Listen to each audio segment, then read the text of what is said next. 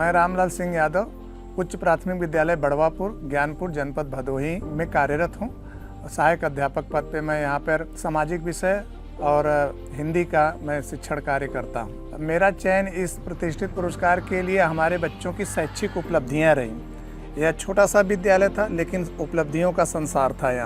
यहाँ के बच्चों ने विभिन्न प्रतियोगी परीक्षाओं में जो राज्य सरकार और केंद्र सरकार द्वारा कराई जाती है उन प्रतियोगी परीक्षाओं में बहुत उत्कृष्ट प्रदर्शन किया है। यहाँ तक कि मैं एक चीज़ और इसमें जोड़ना चाहूँगा कि NTA नेशनल टेस्टिंग एजेंसी जो कि नीट से लेकर के बड़ी बड़ी भारत की परीक्षाएं कराती हैं, उन परीक्षाओं में भी हमारे बच्चे जो है बहुत अच्छा प्रदर्शन किए थे, जो हमारे चयन का सबसे बड़ा आधार रहा है। जी, वर्तमान में यदि देखा जाए तो यूपी में शिक्षा व्यवस्था अन्य राज्यों की तुलना में बहुत बेहतर हुई है। पहले जो था हमारी जो शिक्षा व्यवस्था थी वो टाट और ब्रेंच तक ही सीमित रही है, लेकिन आज हमारा जैसे दुनिया बदल रही है, पढ़ाने के तरीके बदल रहे हैं। इस सरकार में हमने देखा है कि आदरणीय योगी जी द्वारा जो है हर विद्यालयों में यह एकदम अनिवार्य किया जा रहा है कि डिजिटल लर्निंग पे ऊपर जोर दिया जाए, क्योंकि दुनिया बदल रही है, चीज़ें बदल रही हैं, पढ़ाने के तरीके बदल रहे हैं। तो हमारे यहाँ डिजिटल लर्निंग, डिजिटल बोर्ड से लेकर करके डिजिटल प्रशिक्षण सारी चीज़ें जो हैं बहुत बखूबी पूर्वक की जा रही हैं। इससे शिक्षकों को और छात्रों को दोनों पे ज्ञान और संवर्धन में जो वृद्धि हो रही है। यदि देखा जाए तो हमारी शिक्षा व्यवस्था में इस समय हमारे उत्तर प्रदेश में बहुत सारी कैटेगरी हो गई है। यदि गरीब से गरीब घर का बच्चा भी वह मुख्य धारा में आ रहा है। एकलव्य आवासीय विद्यालय देख लीजिए, चाहे राजकीय आश्रम पद्धति विद्यालय देख लीजिए, चाहे कस्तूरबा गांधी बालिका विद्यालय देख लीजिए, यहाँ सारे मतलब जो विद्यालय है ना, उनके अंदर सब जगह आपको डिजिटल क्लासरूम अब आने वाले समय में बहुत परिवर्तन हुए। हमारे विद्यालय में भी अभी डिजिटल क्लासरूम बन गए हैं, दो डिजिटल रूम बन गए हैं। ऐसा नहीं है कि सिर्फ सरकारी विद्यालय में जो बेसिक के विद्यालय उनमें ही ये सुविधा है, या एकलव्य विद्यालयों में भी आवासीय पूर्ण रूपेण से ये सुविधा है और राजकीय आश्रम पद्धति में भी ये व्यवस्था है।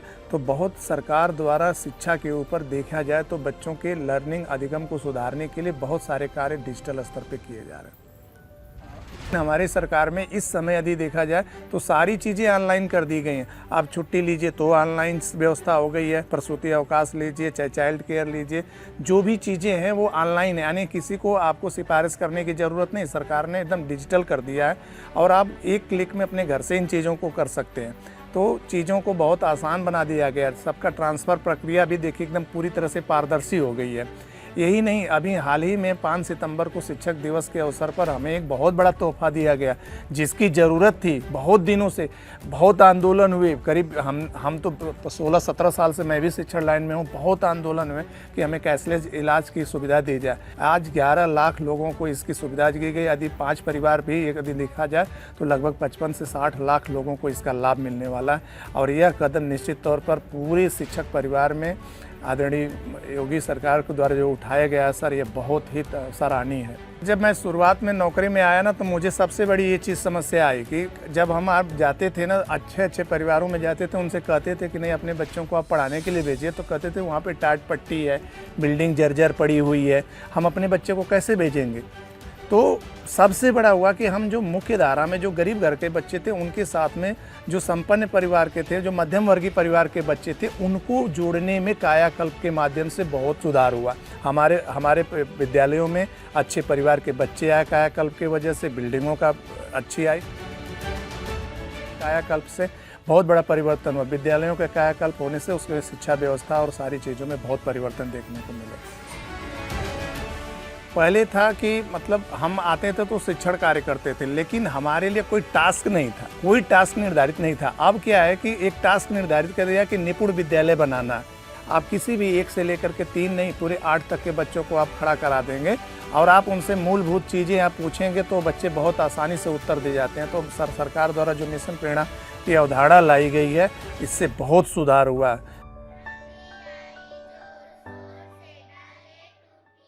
शिक्षकों के लिए बहुत सारे प्रशिक्षण समय अब डिजिटल भी कर दिए गए हैं और BRC के माध्यम से भी प्रशिक्षण दिए जाते हैं।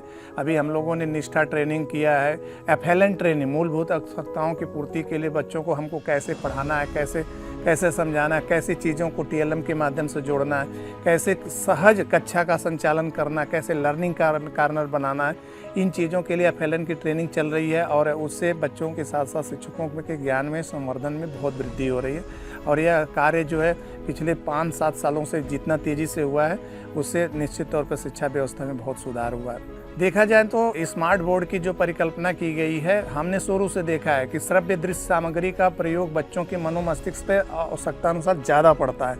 यदि चीज़ों को हम बोल कर करके सिर्फ समझाते हैं तो वो प्रभाव कुछ समय के बाद समाप्त हो जाते हैं, लेकिन यदि वो बच्चा देखता भी है और सुनता भी है तो वो लर्निंग कॉन्सेप्ट जो है बहुत आगे जाता है। और जिसका परिणाम रहा कि हमारे तमाम विद्यालयों में इस समय स्मार्ट बोर्ड के आ गए हैं और स्मार्ट टीवी लग गई है, तो इससे आधुनिक शिक्षा के साथ साथ बच्चों में श्रव्य दृश्य सामग्रियों के माध्यम से बहुत परिवर्तन आ रहे हैं। यदि देखा जाए तो पहले क्या था कि हम शिक्षण कार्य करते थे लेकिन प्रतियोगिताओं में प्रतिभाग बहुत कम करते थे। सरकार ने ऐसी स्कीम हमारे लिए ला दी है कि हमें बचपन से ही अपने बच्चे को प्रतियोगी परीक्षाओं के लिए तैयार करना है। हमारे योगी जी सरकार जी द्वारा अभी बीच में एक स्कीम उन्होंने स्वयं इसकी घोषणा की कि विद्यालय में पढ़ने वाला बच्चा नहीं है, वह देश का, राष्ट्र का भविष्य है। उसको यह सोच कर करके यदि आप शिक्षा देते हैं और प्रतियोगी परीक्षाओं के लिए पहले से तैयार करते हैं तो निश्चित तौर पर उसमें आप देखेंगे कि वह क्वालिटी एजुकेशन दिखेगी और वह बच्चा बेरोजगार नहीं होगा। उसके साथ साथ कौशल की भी शिक्षा हम लोगों के माध्यम से लोकल फॉर वोकल योजना चलाई जा रही है, उसके माध्यम से हम शिक्षा दे रहे हैं बच्चों को। तो क्वालिटी एजुकेशन के साथ साथ हम स्वदेशी और लोकल फॉर वोकल को चीज़ों को हम प्रमोट कर रहे हैं और बच्चा निश्चित तौर पे इससे बहुत बड़ा परिवर्तन देखने को मिला बच्चों में। पेयरिंग का मतलब यहाँ पर ये है कि जिसमें विद्यालयों में 50 से नीचे, पहले तो वह 100 से नीचे वाली संख्या थी लेकिन अब उसको हटा दिया गया। यदि 50 से नीचे की छात्र संख्या है तो यह पेयरिंग की प्रक्रिया शुरू की जाएगी, अन्यथा यह सरकार ने इसको कहा कि नहीं ठीक है, ग्रामीण घर के बच्चे हैं वो दूर नहीं जा सकते हैं, तो 50 की संख्या, 50 से ऊपर की जो भी संख्या उनमें पेयरिंग नहीं की जाएगी। और यह उसमें 2 शिक्षक और 1 शिक्षा मित्र जो होते हैं उनको 3 शिक्षकों की व्यवस्था की जाएगी उस विद्यालय को चलाने के लिए। इससे हमारा ये फ़ायदा हो गया कि सर जो हमारे बच्चे दूर जाते थे उनका पलायन रुक गया। हो सकता है कि बच्चे दूर जाने की वजह से पढ़ाई छोड़ देते थे, वो भी पलायन रुक गया। अब कंपोजिट विद्यालय बनाए गए जहाँ पे संख्या कम थी, तो उन दोनों विद्यालयों को एक कैंपस में रहे वो बना दी गई। यदि देखा जाए तो 2015 से पहले एसएससी मॉडल जो था वो बस सिर्फ ये था कि आंगनवाड़ी केंद्र में बच्चा वो आता था और वो टीकाकरण से ज़्यादा और वो पुष्टाहार से ज़्यादा, इससे ज़्यादा ऊपर नहीं जा पाया। लेकिन इस बाल वाटिका का जो संदर्भ आया इस समय सरकार द्वारा, वह बहुत ही काबिल तारीफ़ है कि बाल वाटिका आने की वजह से जो विद्यालयों में कक्षा 1 में बच्चा जाता है वह शुरू में ही अपने मूलभूत चीज़ों को जोड़ घटाना और पढ़ना, हिंदी, कुछ जो बेसिक चीज़ें होती हैं वो जान जाता है। उससे क्या होता है कि हमें 6 साल का क्रीम बच्चा मिल जाता है और उसको हमको सिखाने में बहुत आसानी हो जाती है। तो बाल वाटिका का जो कंसेप्ट है बहुत अच्छा कंसेप्ट है और यदि यह कंसेप्ट आगे बहुत अच्छा से जाएगा तो निश्चित तौर पर जो है हम कॉन्वेंट विद्यालयों का मुकाबला करने में सक्षम हो जाएंगे। हर शिक्षक के एक सपना होता है कि देश के प्रधानमंत्री से मिलना, राष्ट्रपति पुरस्कार प्राप्त करना, और हम लोगों को सर वहाँ पर बुलाया भी गया था और हमारे प्रधानमंत्री जी ने हम लोगों के अनुभव भी पूछे कि तुम लोगों ने क्या किया। हमसे भी अनुभव था तो बोले कि भाई तुम्हारा चयन किस आधार पे हुआ था, तो हमने बताया कि सर हमारा तो चयन स्कॉलरशिप और नवोदय विद्यालय श्रेष्ठा जैसी योजनाएं जो भारत सरकार और उत्तर प्रदेश सरकार द्वारा चलाई जा रही हैं उनके आधार पे चयन हुआ। तो हमने बताया कि लगभग 4.25 करोड़ रुपए की स्कॉलरशिप हमने लाया। तो उन्होंने कहा कि बहुत अच्छा, आप सिर्फ अपने तक यह सीमित मत रखना और ये जो योजनाएं सरकार की चल रही है ना, इनको जन जन तक पहुँचाना, तब हम समझेंगे कि हमारा जो 2047 तक जा करके हम एक ऐसा भारत देखना चाहते हैं, वो भारत का सपना हमारा सपना हुआ। और जब पिताजी हमारे हमको पुरस्कार मिल रहा था तो सर मेरे लिए सबसे बड़ा भावुक क्षण था, मेरे पिताजी रो दिए। 2019 से लेकर के बेटी बचाओ बेटी पढ़ाओ पर बहुत काम कर रहा था और हमने इस जिला स्तर पे जितनी प्रतियोगिताएं हुई हमारी बेटियों ने सर उन प्रतियोगिताओं में सम्मानित हुई। हमारे जिलाधिकारी महोदय और हमारे एसडीएम साहब ने सबने बच्चों को, हमारी बालिकाओं को सम्मानित किया।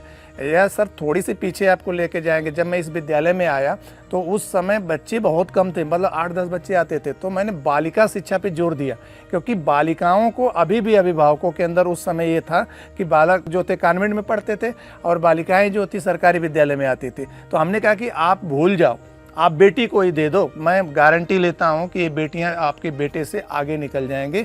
और आपको यह जान करके सर मैं पूरे आंकड़े के साथ बता रहा हूं कि हमारी 62 बच्चे जो हैं जिनमें बालिकाएं हैं उन्होंने national scholarship means cum merit scholarship को पास किया। और हमारी श्रेष्ठा में इस समय 8 बच्चियाँ हुई हैं। तो ये बच्चियों का प्रदर्शन, अभी तो इंस्पायर वार्ड में भी सर हमारी 3 की तीनों बेटियाँ हुई हैं। हमें सर संदेश देना चाहेंगे कि इस विद्यालय में पढ़ने वाले जितने बच्चे हैं ना वो राष्ट्र की धरोहर है। और जो भी शिक्षक साथी हैं उन्हें यह मान करके पढ़ाएं कि यह हमारी देश की उन्नति, हमारे विकास, हमारी राष्ट्रीय भावना को प्रभावित करते हैं। तो जितनी अच्छी हो सके, जब सरकार द्वारा इतनी गुणवत्तापूर्ण शिक्षा के ऊपर काम किया जा रहा है और हमें सारी सुविधाएं दी जा रही हैं, हमारे पास आज संसाधन है, हमारे पास आज स्मार्ट क्लास हैं, हमारे पास विद्यालयों में पर्याप्त शिक्षक हैं, तो हम क्यों ना ऐसा कुछ करके दिखाएं कि जिससे हमारी सरकारी विद्यालय के बच्चे भी कॉन्वेंट विद्यालयों की बराबरी कर सके या उनसे कहीं आगे जा कर के दिखा सकें। और यही है कि हम कहेंगे कि जो भी हमारे शिक्षक साथी हैं वो ये मान के चलें कि अब सरकारी विद्यालयों में भारत का भविष्य पल रहा है। और आप उनको ऐसी शिक्षा दीजिए, क्योंकि जब आपका बच्चा सफल होता है सर ना, तो वो जब आप सुनते हैं ना तो वो उसका इतना इम्प्रेशन जाता है ना कि हमारा बच्चा, सब कहते हैं हमारा बच्चा।